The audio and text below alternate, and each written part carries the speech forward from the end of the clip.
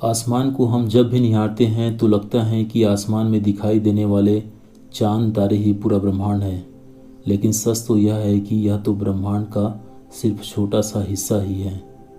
18वीं सदी तक भी यह माना जाता था कि पूरे यूनिवर्स में केवल मिल्की वे ही एकमात्र गैलेक्सी हैं। फिर जर्मन फिलोसोफर इमानुएल कांट ने बताया था कि यूनिवर्स में सिर्फ मिल्की वे ही अकेली गैलेक्सी नहीं है, बल्कि ऐसी बहुत सी गैलेक्सी यूनिवर्स में मौजूद हैं। वास्तव में ब्रह्मांड में अनगिनत गैलेक्सी या आकाशगंगाएं मौजूद हैं।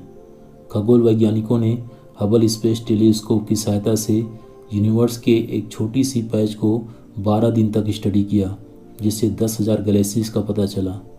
जिससे वैज्ञानिक ये अनुमान लगाते हैं कि इस विशाल और अनंत ब्रह्मांड में करीब 100 से 200 अरब गैलेक्सीज मौजूद होंगे। अब एक प्रश्न ये भी उठता है कि आखिर इन अरबों गैलेक्सीज का निर्माण कैसे हुआ होगा। बिग बैंग थ्योरी सबसे प्रमाणिक थ्योरी है, जिसके अनुसार 13.8 अरब वर्ष पहले ब्रह्मांड का निर्माण हुआ। फिर गैलेक्सी, नेबुला, स्टार्स और प्लैनेट बने। लेकिन वास्तव में गैलेक्सीज का निर्माण कैसे हुआ, इसके बारे में अब तक कोई ठोस प्रमाण उपलब्ध नहीं है। लेकिन वैज्ञानिकों द्वारा कुछ सिद्धांत प्रस्तुत किए गए हैं जो कि काफ़ी हद तक इन गैलेक्सियों के निर्माण को प्रमाणित करता है। गैलेक्सी के निर्माण से संबंधित पहली थ्योरी है द टॉप डाउन थ्योरी, जिसके अनुसार बिग बैंग के बाद हाइड्रोजन के विशाल बादल बने, जिसमें डार्क मैटर की उपस्थिति भी काफ़ी थी। इन डार्क मैटर्स के फोर्स से हाइड्रोजन गैस का क्लाउड छोटे छोटे क्लम्स यानी गुच्छों में बढ़ गए, लेकिन ग्रेविटेशनल फोर्स के कारण ये एक दूसरे से जुड़ते गए और ये काफ़ी डेंस्ड हो गए। और इनके सेंटर में ग्रेविटेशनल पुल बढ़ने से न्यूक्लियर फ्यूजन या संलयन शुरू हो गया, जिससे स्टार्स का फॉर्मेशन होना शुरू हुआ और बहुत सारे नए स्टार्स का जन्म हुआ। ये स्टार्स मिलकर स्टार क्लस्टर्स बनाते गए और गैलेक्सी का चक्कर लगाना शुरू करते गए। इस तरह से द टॉप डाउन थ्योरी के अनुसार गैलेक्सी का विकास हुआ, लेकिन इस थ्योरी को व्यापक स्वीकृति नहीं मिल पाई।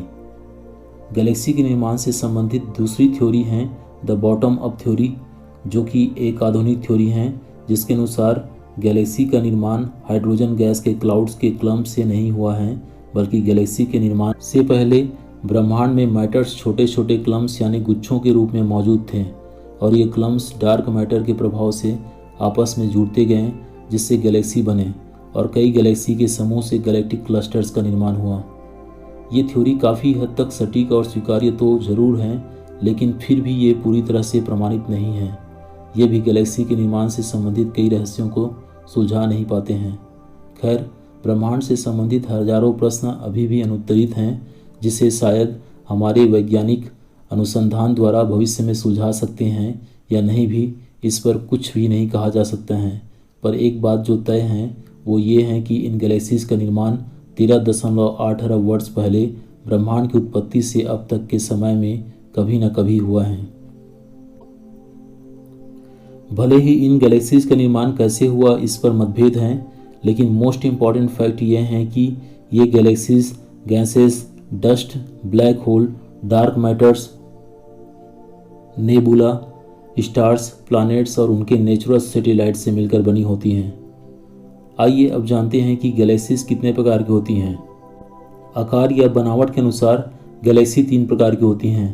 पहला प्रकार है स्पाइरल गैलेक्सीज यानी सर्पाकार आकाशगंगा। इस टाइप की गैलेक्सी के सेंटर में स्टार्स का अधिक जमाव होता है और पुराने तारे इसके सेंटर के पास पाए जाते हैं। हमारी गैलेक्सी मिल्की वे यानी दूध मेखला और हमारी पड़ोसी गैलेक्सी एंड्रोमेडा यानी देवयानी आकाशगंगा सर्पाकार आकाशगंगा के उदाहरण हैं।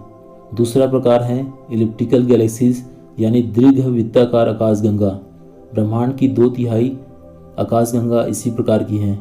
इन आकाशगंगाओं के निर्माण भी काफ़ी प्राचीन तारों से हुआ है।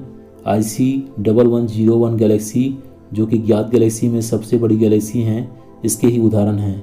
इसके अलावा सेंटोरस ए, हरक्यूल्स ए भी इसके उदाहरण हैं। तीसरा प्रकार है इर्रेगुलर गैलेक्सीज यानी अनियमिताकार आकाशगंगाएं, जिसमें मुख्यतः नवीन तारे पाए जाते हैं। कुल आकाशगंगा का 10वां भाग इसी प्रकार का है। NGC 1427A Galaxy irregular Galaxy का उदाहरण है।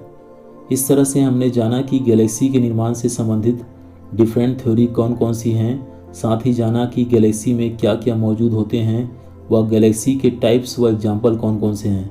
आने वाली वीडियो में विस्तार से जानेंगे कॉन्स्टेलेशन यानी तारामंडल या नक्षत्रों के बारे में, जिसमें जानेंगे आसमान में दिखाई देने वाले उन पैटर्न्स के बारे में जिन्हें बचपन में हम अक्सर रातों में आसमान में देखते थे।